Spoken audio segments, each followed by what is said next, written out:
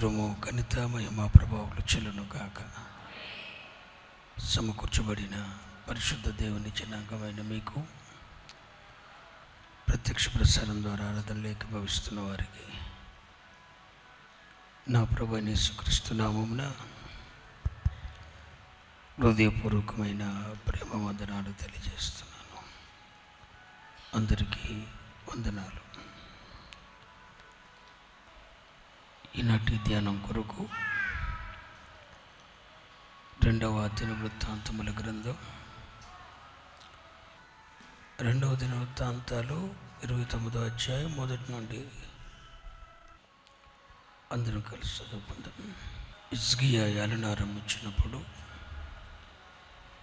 25 ఏండ్ల వాడై 29 సంవత్సరములు యెరూషలేములో ఏలెను. అతని తల్లి జకర్యా కుమార్తె, ఆమె పేరు అబియా. 2వ వచనం అందరూ. అతడు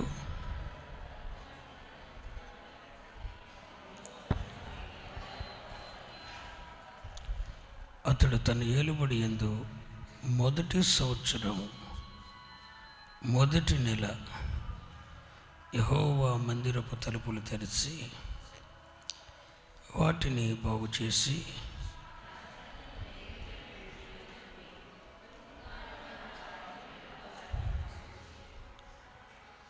వారికి ఇలాగూ ఆజ్ఞ ఇచ్చెను, లేవీయులారా, నా మాట ఆలకించుడి.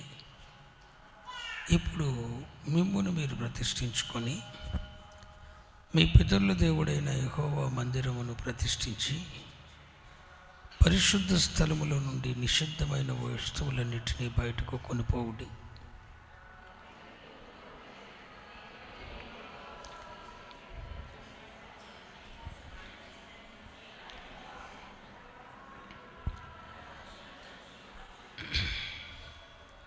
మరియు వారు మండపం యొక్క ద్వారములను మూసివేసి దీపములను ఆర్పివేసి పరిశుద్ధ స్థలమందు ఇశ్రాయేలీయులు దేవునికి ధూపం వేయకయో దహన బలులు అర్పించకయో ఉండిరి.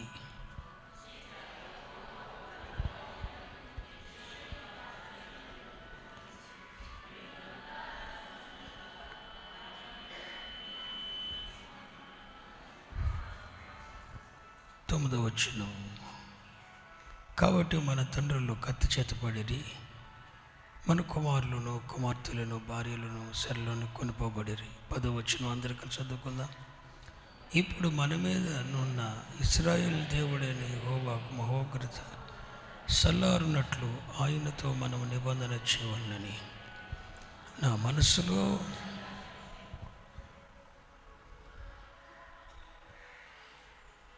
ఈ చిన్న మాట మరలా నా వెనక చెప్పండి. ఇప్పుడు మన మీదనున్న ఇశ్రాయేలు దేవుడైన యెహోవా మహోగ్రత సల్లారునట్లు ఆయనతో మనము నిబంధన చేయవలెనని నా మనస్సులో అభిలాష పుట్టాను. దేవుడి లేఖనముల నుండి మనతో మాట్లాడుగాక.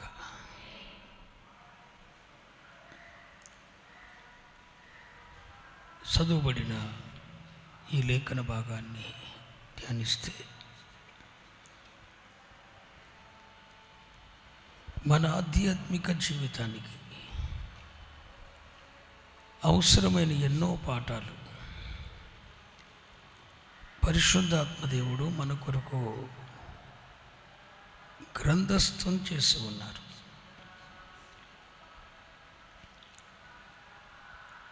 రెండు 2025వ సంవత్సరాన్ని ముగించుకున్నాం. 2026వ సంవత్సరం జనవరి నెల మొదటి నెలలో మనం ప్రవేశించి మనము మన కుటుంబాలు ఆయన సన్నిధిలో ఉండటానికి తండ్రి సహాయం చేశాడు. సమస్త ఘనత మహిమ ప్రభావాలు ఆయనకే చెల్లును గాక. ఈ నూతన సంవత్సరంలో ఒక్కసారి గడిచిన సంవత్సరాలలో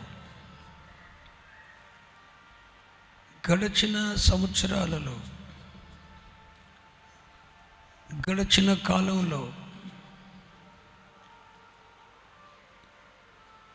మన మీద ఉన్న దేవుని మహోగ్రతకు గల కారణం ఏంటి? గడిచిన సంవత్సరాలలో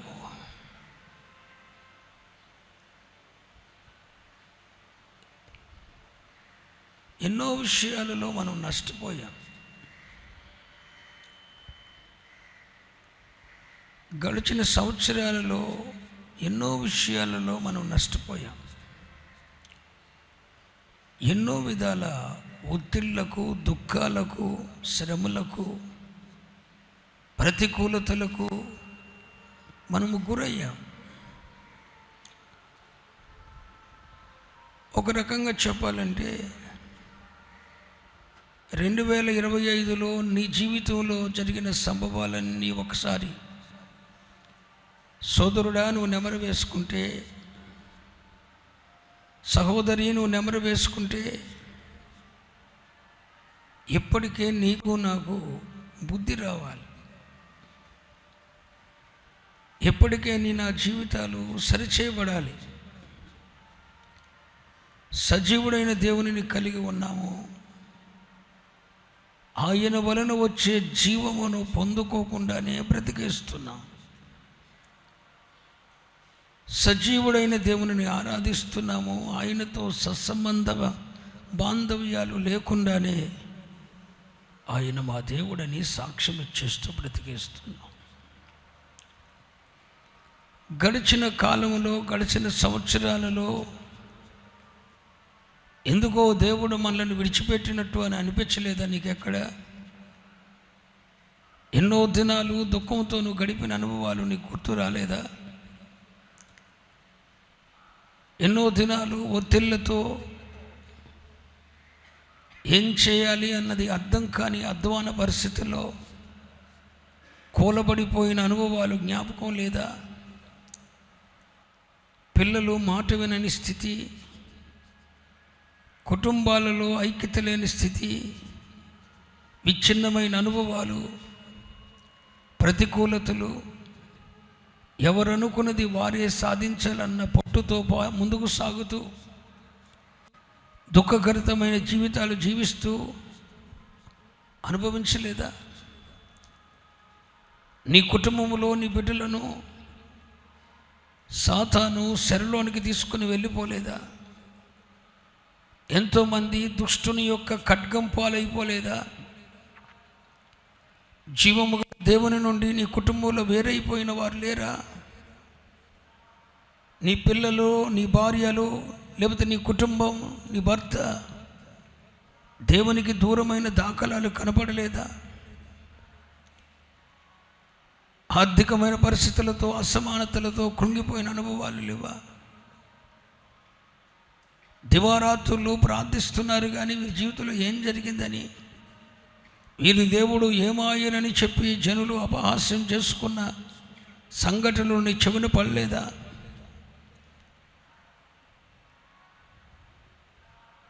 ఇవన్నీ చూస్తే నీకేమనిపించలేదా? నీ మనోనేత్రములు మూయబడి గ్రహించని అధ్వాన స్థితికి వెళ్ళిపోయేవేమో. ఈ శుభవేళ నేను మీతో మాట్లాడుతున్న వర్తమానం మీ జీవితంలో ఒక ఆత్మ సంబంధమైన వినూత్నమైన కార్యాన్ని చేస్తుందని నేను నమ్ముతున్నాను. మీ జీవితాల్లో వినూత్నమైన ఆత్మ సంబంధమైన కార్యాన్ని జరిగిస్తుందని నమ్ముతున్నాను. అవి యూదా రాజ్యాన్ని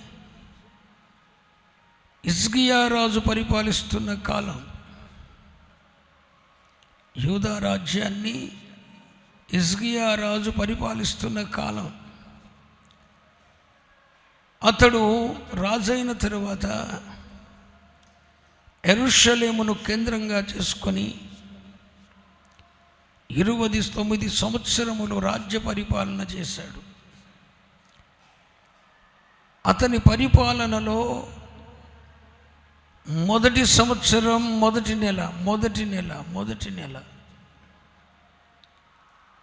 ఇప్పుడు అతని పరిపాలనలో మొదటి నెల మొదటి సంవత్సరం మొదటి నెల తన రాజ్య పరిస్థితులన్నీ చూసుకున్నాడు.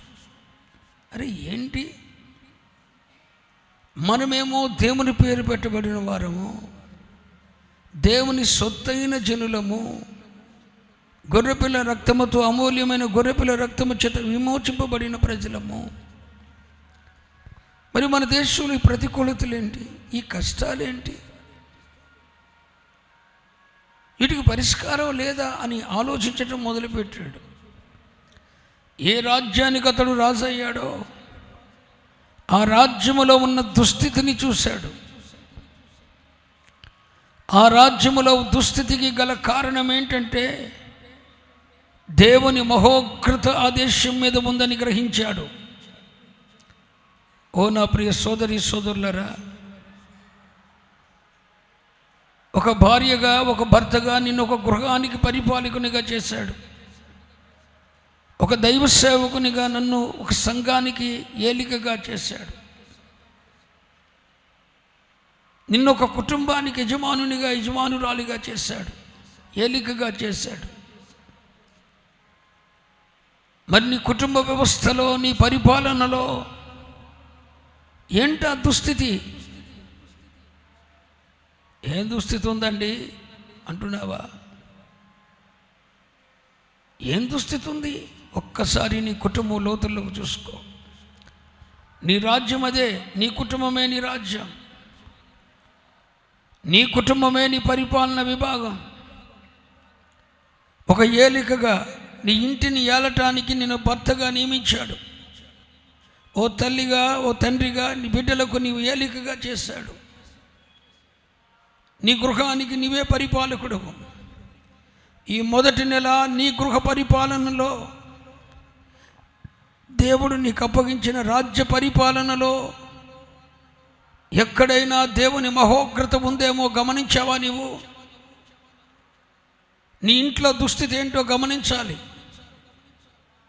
యూదా సామ్రాజ్యానికి హిజ్కియా రాజు అయిన తరువాత అతడు ఏ రాజ్యానికి అయితే రాజు అయ్యాడో ఆ దేశంలో ఉన్న దుస్థితికి గల కారణం, ఆ దుస్థితికి గల కారణం ఏంటో గ్రహించగలిగాడు. నీ భక్తి జీవితంలో, నీ ఇంటిలో ఉన్న దుస్థితికి, నీ కుటుంబ పరిస్థితుల్లో ఉన్న దుస్థితికి వాట్ ఈస్ ద రీజన్? కారణం ఏంటి? కారణం లేకుండా ఏది సంభవించదు. యాదృచ్ఛికంగా దేవుడు దేన్ని జరగనివ్వడు. ప్రతి చిన్న విషయంలో ఏదో ఒక కారణం ఉంటుంది. దేవా, నీవు యాకోబుని ఎందుకు ప్రేమించావు, ఏశావుని ఎందుకు ద్వేషించావంటే దానికి దేవుని యొక్క ఒక కారణం ఉంటుంది. ఖచ్చితంగా దాన్ని చెప్పగలడు. ఈ శుభవేళ నీ నా జీవితాలలో, నీ నా కుటుంబ పరిపాలనలో, నీ నా రాజ్య పాలనలో దేవుడు నిన్ను దేని మీద ఏలికగా చేశాడో ఆ పరిపాలనలో దుస్థితికి గల కారణం ఏంటి? ఈ మొదటి పునరుద్ధాన దినములో అసలు నీ ఇంటి పరిస్థితులు చక్కగా ఉన్నాయా? లేకపోతే అన్నీ చక్కగా పెట్టుకొని కూల్గా బ్రతికేటూ నేర్చుకున్నావా? సియోనులో నిర్విచారంగా ఉన్నవారికి శ్రమ. నీ ఇంట్లో పరిస్థితులు విషమిస్తున్నా, నీ ఆధ్యాత్మిక జీవితం పతనమవుతున్నా, బిడ్డలు దేవునికి దూరమై బ్రతుకుతున్నా, లోకాశలతో జీవించటానికి దిగజారిపోయినా, ఇసుమంత కలవరం లేకుండా, ఒత్తిడి లేకుండా, టెన్షన్ లేకుండా బతికేస్తున్నావు అంటే అర్థం ఏంటంటే జీవము గల దేవుని సంఘం అనే సియోనులో ఉండి నిర్విచారంగా బ్రతికేస్తున్నావు నీవు. ఈ నిర్విచారంగా బ్రతకటానికి శ్రమ. పరిస్థితులు ఎలా ఉన్నా సరే ఆందోళన, ఇసుమంత ఆందోళన. అయ్యో, బిడ్డలు దేవునికి దూరం అయిపోతున్నారే, ఒకదాని వెంబడి ఒకటి నేను కోల్పోతున్నానే. నన్ను ప్రేమిస్తున్న భర్తను కోల్పోయాను, భార్యను కోల్పోయాను, బిడ్డలు దూరం అయిపోయారు, ఒంటరి జీవితాన్ని జీవిస్తున్నానే, ఏంటి అధ్వాన పరిస్థితి? ఇంకెప్పుడు ఆలోచిస్తావు నీవు? సంవత్సరములు గడుస్తున్నాయి. నీ ఇంట్లో ఉన్న దుస్థితికి, దుష్ట పరిపాలనకు, నీ ఇంట్లో ఉన్న ప్రతికూలతకు గల కారణం ఏంటో నువ్వు గ్రహించాలి.